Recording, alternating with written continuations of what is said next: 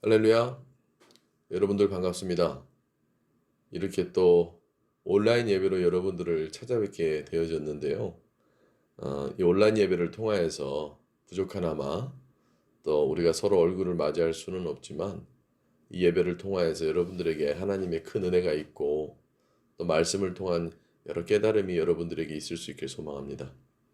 바로 이어서 교회 소식 전해드리겠습니다. 코로나 확진자 수가 많이 늘고 있죠. 어, 교회뿐만 아니라 많은 곳에서 이 확진자들 추이가 늘어남에 따라서 비대면으로 모든 것들을 진행하고 있는데요.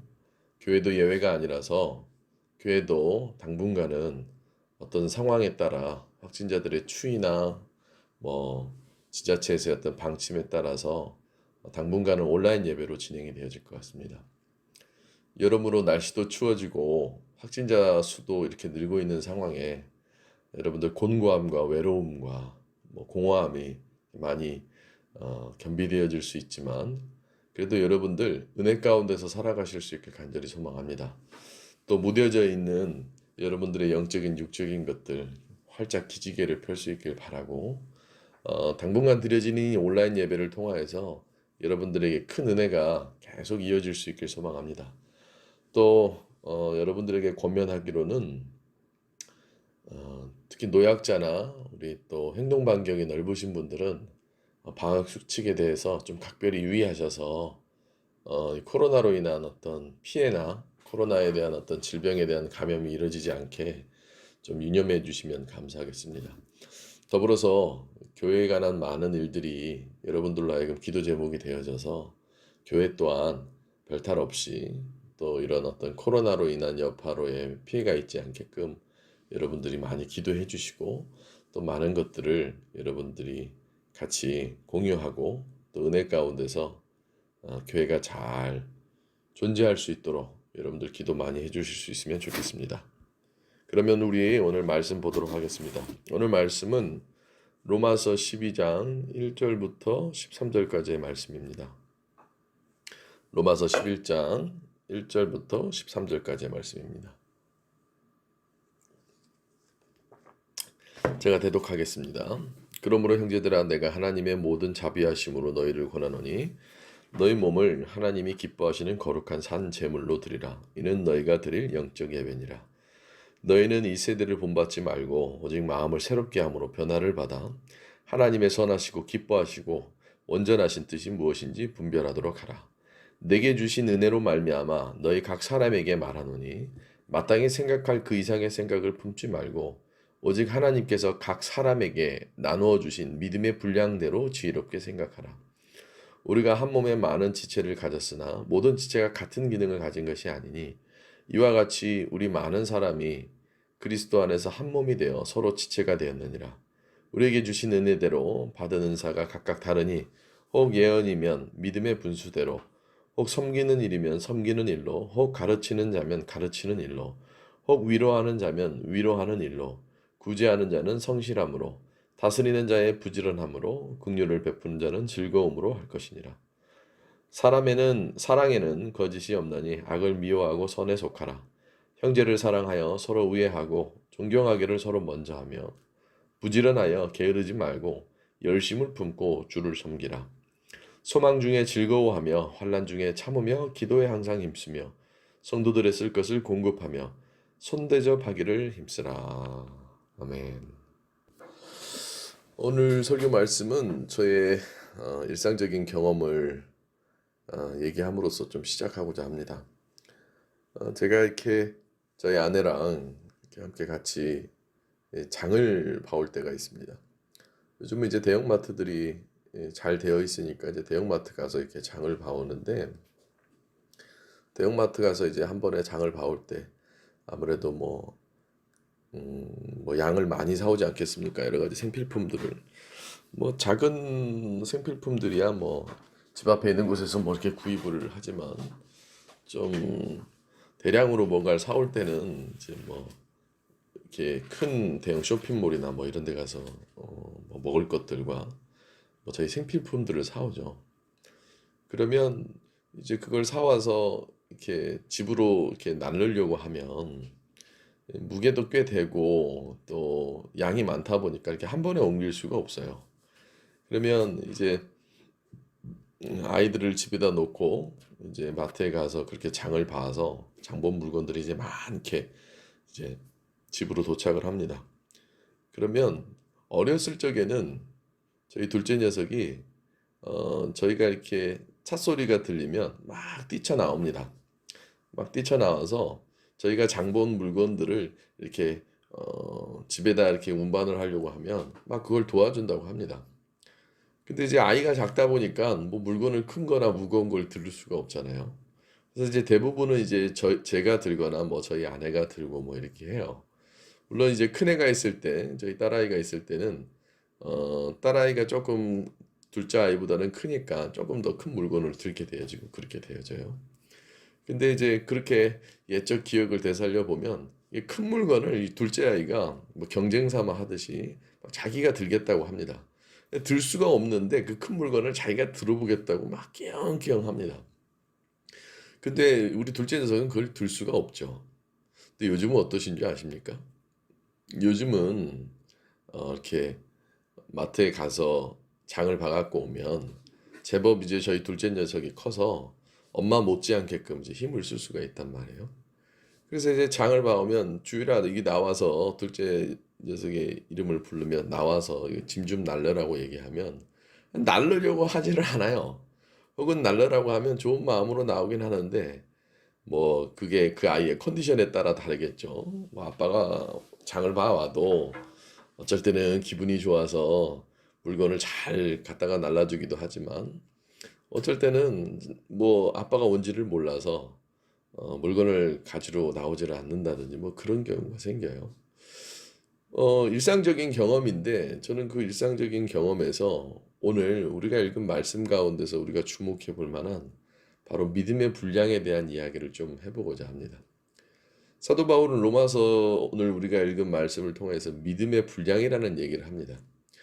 근데 이 믿음의 분량이라는 것이 되게 추상적이지 않습니까? 사실 정해져 있는 양이 아니고 뭐 개수로 따질 수 있는 게 아니니까 뭐 한 개, 두 개 셀 수 있으면 정확하게 그 사람의 믿음의 분량이 어떻게 되는지를 알 수 있는데 사도 바울은 그 그러니까 존재하지 않은 믿음에 대한 분량을 언급해서 사람마다 혹은 신앙생활을 하는 이마다 믿음의 분량이 있다라고 얘기를 해요.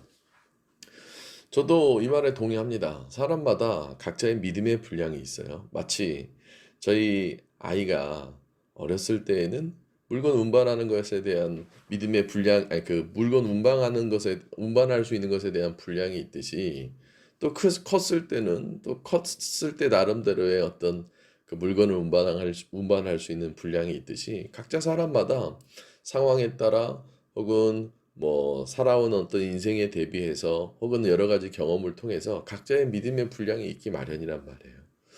근데 이제 그 믿음의 분량에 대한 존재를 우리가 인정하게 되면 진짜 문제는 그 믿음에 대한 분량이 나에게 어떤 믿음에 대한 분량이 적절한가 이게 사실은 중요한 문제거든요. 로마서 12장 이하의 내용은 사실 그 부분을 사도 바울이 얘기하고 있는 겁니다. 믿음에 대한 분량의 존재뿐만 아니라 그 믿음의 분량의 적절함이 신앙생활에 필요하다. 이것을 사실 얘기하고 있는 거예요.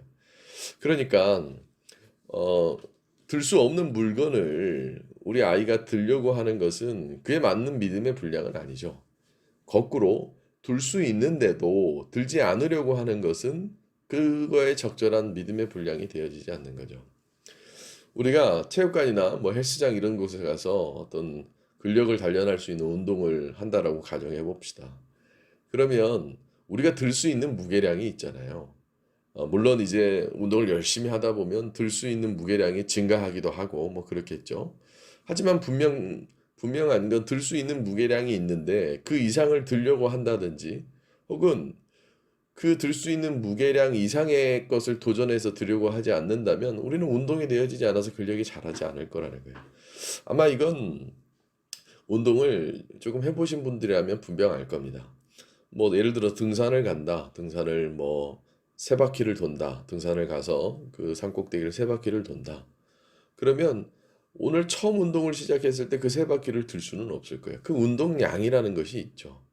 그런 것처럼 사도 바울이 얘기하는 믿음의 분량이 우리 각자에게 신앙생활 가운데 있다라는 겁니다. 근데 이게 눈에 보이지 않고 우리가 측정할 수 있는 것이 없다 보니 때로는 자기 자신을 과소평가하거나 혹은 때로는 자기 자신의 믿음을 과대평가하는 경우가 생겨 그것이 적절치 않을 때는 생동하는 믿음을 통한 신앙생활이 생명력을 잃어버리게끔 되어지는 겁니다.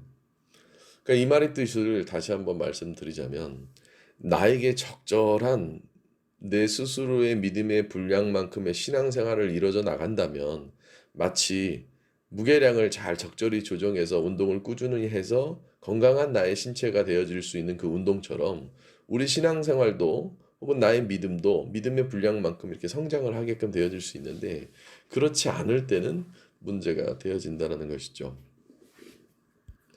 그래서 이 부분을 조금 분류해서 우리가 좀 이해해보고 이것에 대해서 좀 묵상해보기를 원하는데 첫 번째는 그 믿음의 분량에 대한 걸 먼저는 우리가 인정을 해야 됨이 필요하다라는 거예요. 우리가 보여지지 않는 그 믿음의 분량이 먼저는 분명하게 존재한다라는 것을 인지하고 또 마음속으로 받아들이고 나아가야 된다라는 거예요. 물론 믿음의 존재는 누구에게나 다 존재하지만 그 누구에게나 존재하는 믿음에 대한 분량은 서로에게 다 다른 것이 되어지겠죠. 마치 제가 설교 서두에 얘기했다시피 장을 봐오는 저의 마음과 그 장을 봐올 때에 그 장 봐온 물건을 운반하는 저희 아이의 어떤 믿음의 분량이 서로 다르듯이 말이죠. 그러니까 정리하자면 이런 겁니다. 믿음은 누구에게나 존재합니다. 근데 그 믿음의 분량은 서로에게 다 다른 것이죠. 이거는 꼭 믿음뿐만이 아니라 모든 보이지 않는 사람 안에서 내적으로 영적으로 존재하는 모든 것들이 그렇잖아요. 누구는 큰 상처에도 끄떡없는 사람이 있는 반면에 누구는 아주 자그마한 일에도 큰 상처를 받는 사람이 있듯이 사람마다 각기 다른 믿음에 대한 것이 존재는 하지만 그 존재하는 믿음은 다 분량이 서로에게 다른 거예요. 그러니까 우리 교회 안에 아주 작은 어린아이서부터 나이 많이 든 사람까지 모두 다 믿음은 존재하지만 그 믿음에 대한 각자의 분량은 서로가 다르다는 거예요. 근데 이 분량은 어떻게 정해지느냐? 그 분량은 하나님이 우리에게 요구하시는 믿음의 분량과 또 내가 가지고 있다라고 생각하는 믿음에 대한 분량의 차이가 여러 경우의 수를 우리의 삶에서 아주 다양한 어떤 모습으로 나타나게끔 되어지는 것이죠. 먼저는 어떤 이런 상대적인 것들에 대해서 설명하기 이전에 우리가 믿음에 대한 분량을 과소평가하거나 과대평가했었을 때 생길 수 있는 문제점들에 대해서 한번 나눠보고자 합니다. 첫 번째는 내 믿음에 대한 것을 과소평가할 때예요. 내가 감당할 수 있는 역량이 신앙생활 가운데 나의 삶 가운데 있는데도 내 믿음을 작게 여기는 경우예요. 제가 이렇게 목회를 하다 보면 참 인격적으로나 훌륭하신 분들이 많이 있습니다. 근데 참 상반되게도 그런 분들이 믿음의 분량은 적어요.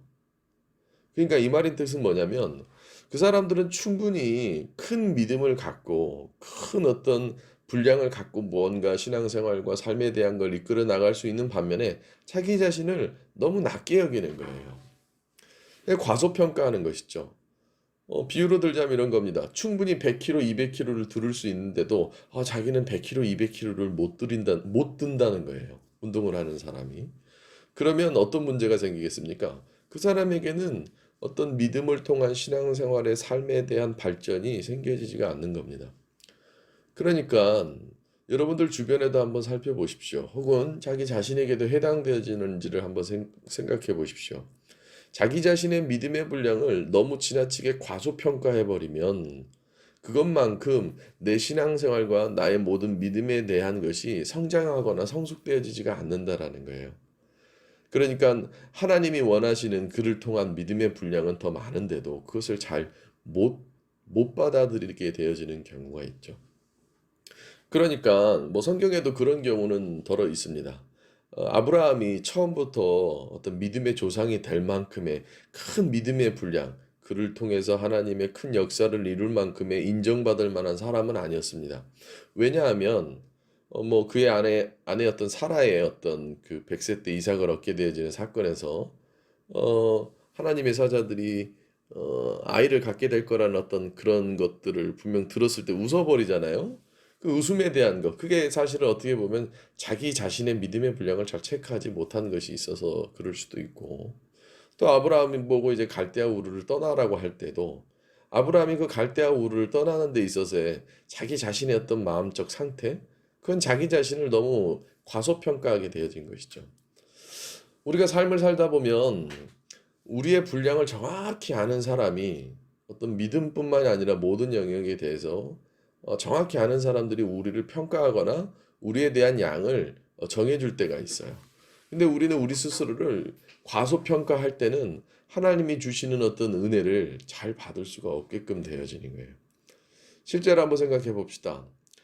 나는 밥을 두 그릇을 먹어야지만 정상적인 생활을 하는 사람이라고 가정해 봅시다. 근데 나는 밥을 한 그릇만 먹으면 되는 사람이라고 생각을 해보세요. 그러면 그 사람은 정상적인 어떤 신체 활동이나 어떤 정상적인 어떤 상태가 되어줄 수가 없겠죠. 그러므로 우리는 우리 스스로에 대한 믿음을 너무 지나치게 과소평가할 필요는 없다 이겁니다. 근데 이 과소평가한다라는 것이 우리 편의에 의해서 이것이 과소평가되어지는 경우도 덜어 있거든요.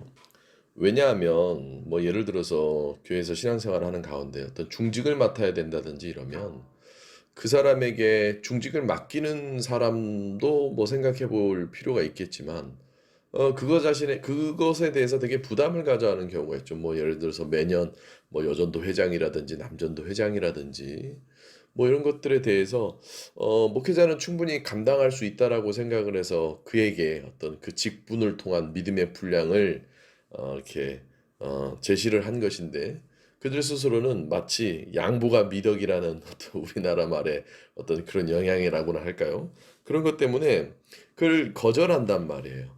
그럼 뭔 소리냐면 어떤 상황으로 이걸 이해할 수 있냐면 그 사람은 충분히 그 믿음에 대한 분량을 받아들일 수 있음에 뜻하신 바가 있어서 그 역할을 해야 되는데 그걸 안 하려고 하는 거예요. 왜냐하면 일반적으로 교회에서 어떤 희생하고 섬기고 어떤 믿음을 필요로 할 수 있는 섬김과 봉사의 영역이 자기한테는 너무 부담스럽다 보니 자기 스스로를 과소평가하는 거예요.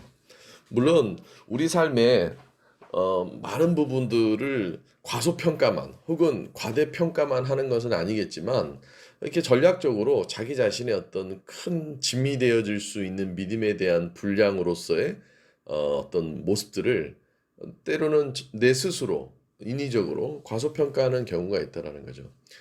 근데 제가 뭐 앞서 계속 말씀드렸다시피 분명 우리 아이가 이제 자라서 이 물건을 들 수 있을 정도의 힘이 있다면 그걸 들어야 하는 것이잖아요. 그래서 사도 바울은 이 믿음의 분량을 로마서에서 얘기하고 있는 겁니다. 이렇게 목회를 하다 보면 어떤 사람들은 좀 이 정도는 믿음의 분량을 감당할 수 있는데도 그걸 안 하려고 하는 사람들이 있고, 또 그것을 귀찮고 성가셔서 이게 안 하려고 하는 모습들이 간혹 있거든요. 그러므로 우리가 자기 자신에 대한 믿음을 너무 과소평가할 필요는 없다 이겁니다. 물론 과대평가하는 것도 문제이겠지만 먼저는 과소평가할 필요가 없다 이거예요. 적어도 내가 신앙생활을 수십 년 혹은 다년간 해왔다면 그것에 맞게끔 그 사람의 믿음의 분량을 키울 필요가 있는 거예요. 또 이게 적절한 예일지는 모르겠지만 설명하자면 내가 헬스장을 오래 다녔어요. 나는 젊어요. 충분히 감당할 수 있는 운동량인데 그것을 하지 않는다면 사실 헬스장을 다닌다는 것이 무의미하지 않겠습니까? 물론 무리해서 할 필요는 없지만 그렇다고 뭐 운동을 아예 하지 않는 상태에서 헬스장을 다닌다. 이것 또한 뭔가 문제가 되어지지 않겠습니까? 그렇다면 반대로는 무엇이 되겠습니까? 자기 자신에 대한 과대평가이죠. 이런 경우가 더러는 있습니다. 자기 자신의 믿음의 분량이 지나치게 크다라고 생각을 해서 뭐 예를 들어서 목회자가 되지 않아도 될 사람이 목회자가 되려고 한다든지 물론 그것을 쉽게 판단하고 어, 쉽게 알 수 있는 경우는 없지만 아주 단적인 예가 어떤 그런 것이 되어지겠죠. 목회자가 될 만큼의 역량이 없는데 목회자가 되려고 한다든지, 혹은 그 일을 감당할 수 없는 사람이 그 일을 자기 스스로 감당할 수 있다라고 앞선다든지 말이죠. 하나님께서 다 예정하시고 예비하신 그 사람의 믿음의 분량의 그릇이 있음에도 불구하고 자기 자신은 그 그릇이 크다고 생각하는 경우가 더러는 있죠. 예컨대 이런 경우도 있어요. 이 사람의 실력으로는 뭔가를 할 수 있는 사람이 아니에요. 뭐 공부를 한 것도 아니고 경험이 풍부한 것도 아닌데도 무작정 나는 대기업을 갈 거다. 마치 이런 거랑 똑같죠. 공부한 양이 없는데 결과는 더 큰 좋은 공부를 많이 해야지만 얻어질 수 있는 결과를 얻는다면 그거는 자기 자신의 믿음을 과대평가하게끔 되어지는 거죠. 하나님이 보통 우리와 하나님과의 관계 가운데서 우리가 믿음을 통하여서 하나님 앞에 다가설 때, 어, 하나님께서는 우리의 믿음의 분량을 체크하시고 그것에 맞는 은혜와 우리에게 어떤 합당한 보응을 하시거든요. 그러니까 이런 거예요. 뭐 예를 들어서 신앙생활을 열심히 하지 않는데 신앙생활을 열심히 할 때만 비로소 얻어질 수 있는 하나님의 은혜와 하나님의 어떤 값진 결과를 우리가 얻으려고 하는 것은 내 자신에 대한 믿음을 과대평가하게끔 되어지는 거죠. 그러니까 이게 어떤 복잡다양하긴 하지만 뭐 이런 예를 한번 들어봅시다. 큰 희생을 하고 큰 어떤 고난을 겪어야지만 얻을 수 있는 은혜를 하나님이 가지고 계신다고 쳐봅시다. 근데 나는 큰 고생을 하지 않았어요. 큰 희생을 하지 않았는데 그것이 나에게 오겠습니까? 그렇지가 않겠죠. 근데 대부분 신앙인들이 이렇게 자기 자신의 믿음을 과대평가해서 기도하지 않고 하나님 앞에 의지하지 않은 상태에서 나의 삶에 기도해야지만 하나님을 의지해야지만 얻어줄 수 있는 삶의 결과물들을 원하는 경우가 너무나도 많다는 거예요. 뭐 이런 경우요. 예를 들어 나는 뭐 하나님을 믿지도 않았고 하나님을 찾지도 않았는데 뭐 복권을 긁을 때 뭐 하나님이 나에게 이 복권을 당첨되게 해주셨으면 좋겠다라는 어떤 그런 믿음, 그거는 자기 자신의 믿음을 너무 과대평가한 것이죠. 내가 무엇이건데 생전 하나님 앞에 읊조리고 하나님 앞에 간구하지도 않았던 사람이 어떤 이유로, 제가 말하는 건 어떤 확률상 과학적인 분석이 아니라 하나님과 우리와의 관계 안에서 발생되어질 수 있는 어떤 믿음의 분량으로서의 이해인 겁니다. 아니 뭐 그렇게 하지도 않았는데 하나님이 어떤 큰 은혜를 주실 거라고, 내가 얼마나 대단하길래 한 3초 기도했었던 것에 대한 것이 어떤 그런 응답으로 내 필요에 의해서 오는 응답으로 되어질 수 있다면 어쩌면 하나님보다 그 사람이 더 대단한 거 아닙니까? 어, 물론 이거는 좀 외의 이야기이긴 하지만 여러분들 한번 상상해 보세요. 나는 하나님 앞에 열심히 한 것이 내 믿음의 분량만큼 적극적이고 하나님이 인정하실 만큼의 신앙생활을 하지 않았는데 하나님이 나에게 덥서 내가 원하기만 한 것을 모두 다 들어준다라고 생각을 해보세요. 그러면 사실 우리가 하나님을 믿어야 될 이유가 논리적으로 맞지 않습니다. 왜 그러겠습니까? 한번 상상해 보십시오. 내가 원하는 대로 다 하나님 앞에 해달라고 한들 하나님이 그걸 다 해주신다면 그건 하나님이 아니죠. 하나님이 나의 하수인격이 되어지는 거죠. 내 종이 되어지는 거죠. 근데 우리는 하나님을 종으로 만들어서 신앙생활을 할 수 있다라는 것이 가능할 거라고 생각합니까? 성경에 자기의 믿음의 분량에 대해서 상응하는 것만큼의 인생에 대해서 많은 은혜를 받을 수 있었던 사람들의 모습을 보십시오. 그러면 그들은 인생에서 정말 큰 하나님의 경험과 정말 그들의 믿음의 분량을 아주 적절하게, 혹은 때로는 정말 극한으로 치닫았을 때 그것이 하나님의 은혜로 오게끔 되어지는 것이죠. 결코 세상도 그와 별반 다를 것이 없습니다. 노력하지 않고 내 믿음의 분량만큼 내 믿음에 대한 분량이 적다면 뭐 키우려고도 하지 않고 뭔가 그것에 대해서 적절함이 없는 경우에는 설령 아주 좋은 은혜가, 아주 좋은 어떤 결과물이 나에게 올지라도 그것은 나에게 결코 좋은 결과물이 되어질 수가 없게끔 되어지는 거예요. 사랑하는 성도 여러분들, 각자의 믿음의 분량이 있는데 그 믿음의 분량을 자기 스스로 편의에 의해 과소평가하거나 과대평가해서는 안 된다라는 겁니다. 바로 사도 바울은 그걸 얘기하고 있는 거예요. 그러니 우리는 하나님께서 나에게 어느 정도의 믿음의 분량을 원하시는지를 잘 알고 있어야 된다는 겁니다. 근데 이걸 우리는 되게 어렵게 생각을 하는데 사실 그렇게 어려운 게 아닙니다. 제가 뭐 계속 반복돼서 얘기하지만 저희 아이가 어렸을 때에는 큰 물건을 들 수 없어요. 근데 어느 정도 성장하고 지금은 저희 아내보다도 더 큰 힘을 쓸 수 있는 상황에서는 그에게 마땅한 물건을 들을 수 있는 그 무게량은 얼마나 되겠습니까? 글쎄요. 저희 아이가 뭐 4~5살 때는 뭐 상자 하나를 들 수가 없겠죠. 상자를 어떻게 듭니까? 아직은 상자를 들라고 하면 질질 끌었겠죠. 근데 지금은 어떻겠습니까? 지금은 상자 하나 정도는 들 수 있겠죠. 그 아이와 비교해 봐서 저를 본다면 어떻겠습니까? 저는 상자를 2개, 3개, 혹은 무리 되지 않으면 4개 정도는 들을 수가 있다 이 말이에요. 각자에게 삶에 대한 경륜만큼 하나님을 경험했었던 경험만큼 각자에게 원하는 어떤 믿음의 분량이 있는 거예요. 그게 꼭 하나님을 믿는 연수와는 상관없이 그 사람들의 인생의 경험과 인생의 역량만큼요. 근데 중요한 건 우리가 적절하게 내 믿음의 분량을 알았을 때야 비로소 그것에 맞는 하나님의 은혜와 하나님과 나와의 관계에서 역동하는 신앙생활이 이루어질 수가 있다 이겁니다. 제가 이렇게 목회자로서 성도들을 보다 보면 혹자들은 너무 지나치게 자기 신앙생활과 자기 믿음에 대한 것을 과소평가하는 경우가 있습니다. 제가 볼 때는 저분은 지금 너무 과소평가하는 거예요. 자기 자신에 대해서 나는 뭐 난 잘 몰라. 뭐 잘 못해. 아니요. 충분히 잘 아실 수 있는데도 편의에 의해서 자기 자신의 믿음의 분량을 자꾸 낮추는 겁니다. 무거운 걸 들 수 있는데도 그 무거운 걸 들지 않고자 하는 자기의 편의로 믿음의 분량을 자꾸 낮추는 거예요. 충분히 희생할 수 있고 충분히 섬길 수 있고 충분히 여력이 되어지는데도 안 하는 거죠. 그건 자기 자신의 믿음의 분량을 낮추는, 편의적으로 낮추는 경우가 되어지는 거예요. 그러면 그 사람에게 요구하시는 하나님의 믿음의 분량의 적절함이 이루어지지가 않는 것이죠. 바로 그걸 경고하고 그거를 지적하고 있는 것이 사도 바울이 얘기하고 있는 로마서 12장에 대한 말씀이라는 겁니다. 더 희생할 수 있고 더 섬길 수 있는데도 불구하고 자기 자신이 섬기기를 싫고 희생하기를 싫어하다 보니 자기 자신의 믿음의 분량을 자꾸 과소평가하는 거예요.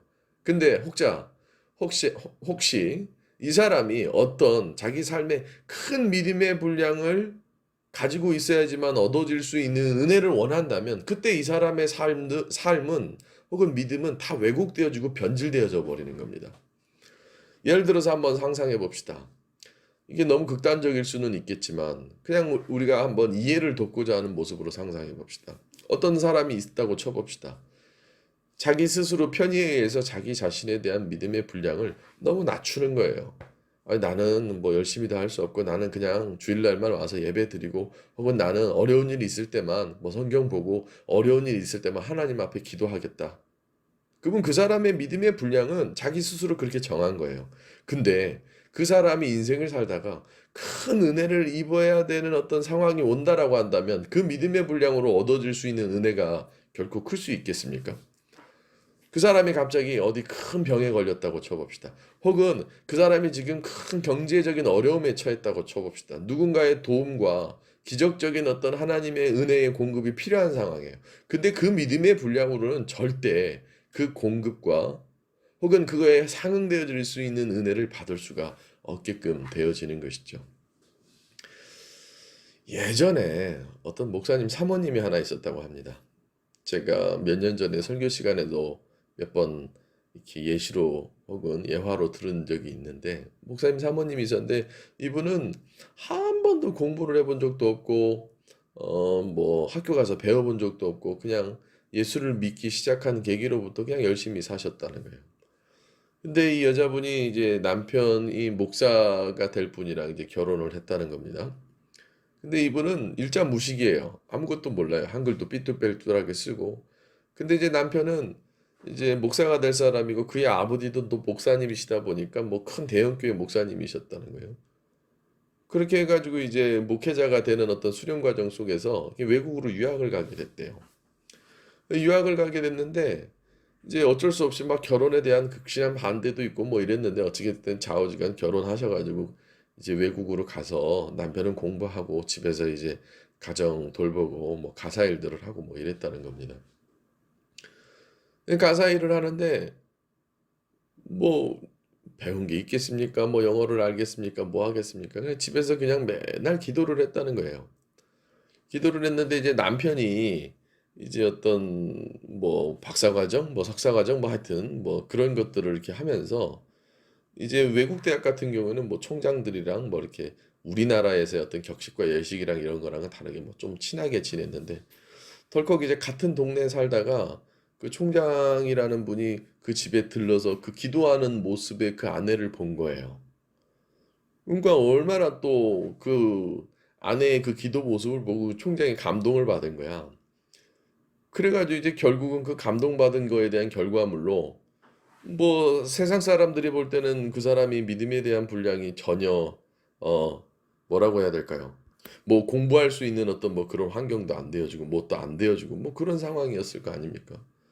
근데 하나님 보실 때는 그의 믿음의 분량, 그 기도하는 아내의 모습, 뭐 그 사모님의 어떤 모습을 통하여서 그분이 그렇게 또 학교에 입학을 하게 되어져 가지고 학교에서 공부도 더 많이 하게끔 되어지고 그리고 우리나라에 지금에 와서는 그 대학 캠퍼스 사역에 가장 중요한 어떤 역할을 하는 어떤 그런 사모님이 됐다라는 거예요.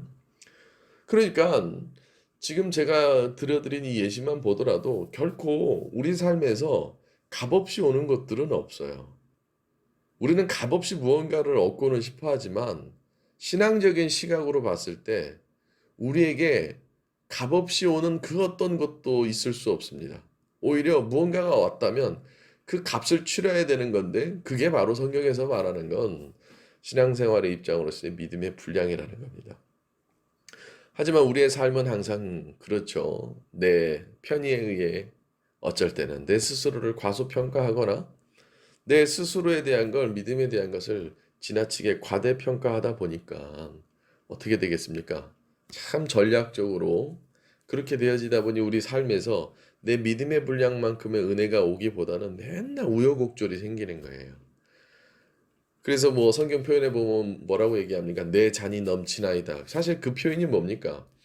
부어주시는 하나님의 은혜에 비해 내가 받아들일 수 있는 믿음의 분량이 적다라는 거예요. 사실 모든 어떤 성경 안에서 나오는 어떤 위기의 순간들은 그 위기의 순간이 마치 이런 거랑 똑같습니다. 하나님이 물병의 물을 우리의 잔에 부어주는데 그 물병으로 부어주시는 은혜가 넘치느냐 안 넘치느냐 혹은 부족하느냐 다다르느냐 뭐 이런 차이로 인해서 우리의 삶과 동일하게 성경 안에서의 많은 이슈들이 생기죠. 간단하게 얘기하면 그렇습니다. 우리는 내 믿음의 분량을 과소평가하거나 과대평가해서는 안 됩니다. 항상 늘 하나님 앞에 내 믿음에 대한 분량을 정확하게 책정하고 삶에서 그것을 표현해 나가면서 살아야 된다는 것이죠. 왜냐하면 믿음은 결코 나 자신만을 위한 것이 아니기 때문에 그런 거예요. 여기서 이제 오늘 말씀에 대한 중요한 부분이 나옵니다. 우리의 믿음의 존재의 이유는 뭡니까? 결코 나를 위한 것이 아니에요. 내 편의를 위해서 내 믿음의 분량을 마음대로 적게 잡았다, 크게 잡았다 할 수 있는 것이 아니라 그렇게 적게 잡고 크게 잡는 편의는 나를 위한 거잖아요. 사실 근데 우리의 믿음의 존재는 믿음의 이유는 하나님을 위한 것이지 않습니까? 그러다 보니 앞서 얘기했었던 모든 것들을 다시 새롭게 이해해보는 개념으로 보자 보면 이런 겁니다. 나를 위해 믿음을 가질 것이냐, 혹은 하나님을 위해 믿음을 가질 것이냐. 바로 이 본질적인 차이인 거예요. 나를 위해 믿음을 가질 때는 내 스스로 내 마음대로 내 편의에 의해서 나 유리한 쪽으로 과소평가했다, 과대평가했다. 내가 뭐가 필요할 때는 내 믿음을 막 과대평가하고 내가 무언가 큰 희생과 섬김과 봉사를 해야 되는 상황이 오면 내 믿음을 과소평가하는 거죠. 그러니까 이런 사람들은 숨어 다니는 믿음의 사람들이 되어지는 거예요. 하나님이 찾으실 때에 그 부름에 응답할 수 있는 믿음의 역군들이 되어지는 것이 아니라 주인이 찾을 때에 내가 어디에 있느냐 할 때에 그 부르심에 응답할 수 있는 사람이 아니라 자꾸 내 편의에 의해서 피하는 사람이 되어져 버리죠. 결국은 내 편의에 의한 과소평가, 과대평가, 그 믿음은 누구를 위한 믿음입니까? 또한 그 믿음의 분량은 누구를 위해 체크되어지는 믿음의 분량입니까? 우리를 저울질하시는 것은 하나님이시지 내가 내 저울에 대한 무게추를 속여 내 믿음의 분량을 때로는 과하게 때로는 적게 여기게 만들 수가 없다라는 거예요. 성경에 보면 속이는 저울에 대한 비유가 나옵니다. 우리는 우리 믿음에 대한 분량의 무게감을 내 편의와 내 삶에 대한 어떤 얄팍한 이유로 인해서 자꾸 그 무게추를 옮기는 거예요. 때로는 무겁게 때로는 가볍게. 하지만 그 무게추를 움직이시는 것은 하나님이죠. 그러므로 우리의 믿음의 필요와 믿음의 이유는 나를 위한 것이 되어질 수가 없어요. 하나님을 위한 것이 되어져야 되는 것이죠. 내 믿음의 대상과 내 믿음을 향한 곳은 하나님이 되어져야 되는데 자꾸 나는 나로부터 시작되어지는 믿음에 대한 이유로 인해 내 마음대로 줄였다 적었다 하는 거예요. 마치 내가 과일을 파는 장사꾼인데 내 마음대로 2개 팔았다, 3개 팔았다, 4개 팔았다 뭐 이렇게 얘기할 수 있겠죠. 아니, 내가 파는 건데 내가 적게 팔 수도 있고 많이 팔 수도 있는 거 아니냐. 그건 내가 주체가 되어졌을 때의 의미이지. 우리 삶의 주체는 우리 신앙생활하는 사람들에게 가장 중요한 개념 중에 하나가 뭡니까? 우리의 삶의 주체는 우리가 아닌 거예요. 전적으로 하나님이 우리의 삶을 이끌어가는 것이죠. 이건 어떤 개념과 동일하냐면 나의 삶의 주인은 내가 아니라 하나님이 되시는 거죠. 이것조차도 받아들이지 못한다면 신앙생활은 계속 우여곡절이 될 겁니다. 꼭 기억하십시오. 나의 삶의 주인은 내가 아니라 하나님이 되어진다는 거예요. 결국 설교의 시작부터 지금까지 쭉 이어져 나온 믿음의 분량, 그리고 그 믿음의 시작, 그 모든 것들이 결국 뭐랑 연관이 되어져서 결론 지어집니까? 우리 삶의 주인은 내가 아니라 바로 하나님이 되어지는 거예요. 그러기에 우리는 나를 중심으로 하나님을 향해 믿음이 필요하다라는 것을 얘기하고 있는 겁니다. 여러분들 돌이켜 생각해 보십시오. 이 코로나의 상황 가운데 내 마음대로 내 뜻대로 되는 게 있겠습니까? 언뜻 볼 때는 내가 내 마음대로 내 뜻대로 오늘도 내가 원하는 대로 자고 내가 원하는 대로 일어나고 내가 원하는 대로 먹고 내가 원하는 대로 생활하지만 사실 더 넓은 의미로 보십시오. 내가 원하는 대로 되는 게 하나라도 있습니까? 이 지구를 보십시오. 지구 안에 있는 모든 생명체가 자기 의지대로 뭔가 움직여지고 있는 것처럼 보이지만 그거보다 더 넓은 우주는 내 의지로 되어지지 않는 거예요. 내가 달이 뜨라 해서 달이 뜨지 않죠. 내가 해가 지라고 해서 해가 지지 않죠.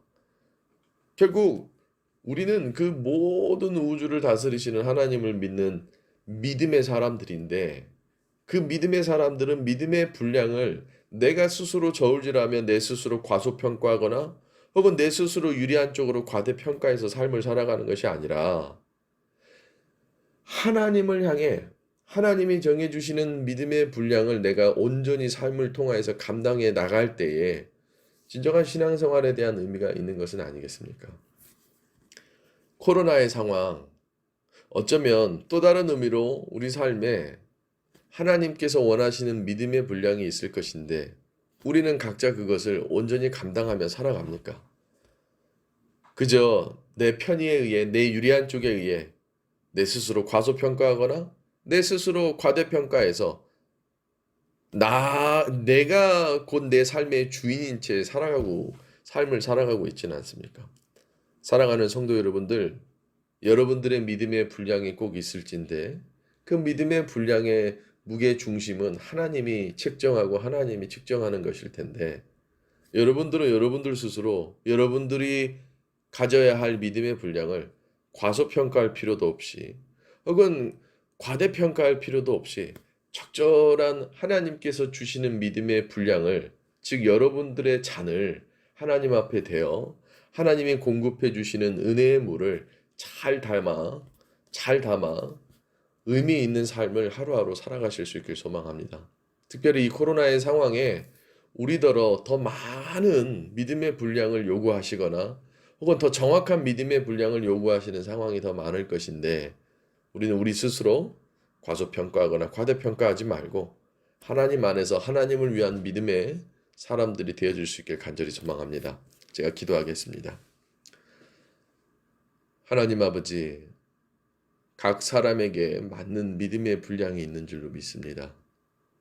하지만 우리는 우리의 편의에 의해 내 스스로 어쩔 때는 과소평가하고 어쩔 때는 과대평가하여 내가 얻고자 하는 것만을 얻고 내가 감당하고자 하는 것을 감당하지 아니하려는 어떤 그런 삶에 대한 모습으로 살아갈 때가 많이 있습니다. 그러므로 하나님, 우리 스스로가 하나님 앞에 섬겨야 될 것들이 있다면 섬길 수 있는 자들 되게 허락하여 주시옵시고, 하나님 앞에 큰 은혜를 받아야 한다면 받기에 마땅한 존재가 되어줄 수 있도록 허락하여 주시옵소서. 믿음은 결코 나를 위한 것이 아닌 하나님을 향한 것이 되어줄 수 있도록 허락하여 주시옵시고, 그러할 때에 우리 스스로 우리가 가져야 될 믿음의 분량을 적절하게 알아 하나님이 부어주시는 은혜 가운데서 이 어려운 시대 가운데서 살아갈 때에 그것을 온전히 알아 큰 은혜로 살아갈 수 있도록 허락하여 주시옵소서. 하나님, 코로나의 상황이 계속 연일 이어지는 가운데서도 우리 성도들의 삶, 오늘 이 말씀에 힘을 입어 온전히 살아갈 수 있는 귀한 성도들 되게 허락하여 주시옵소서. 살아계신 예수님의 이름으로 간절히 기도드립니다.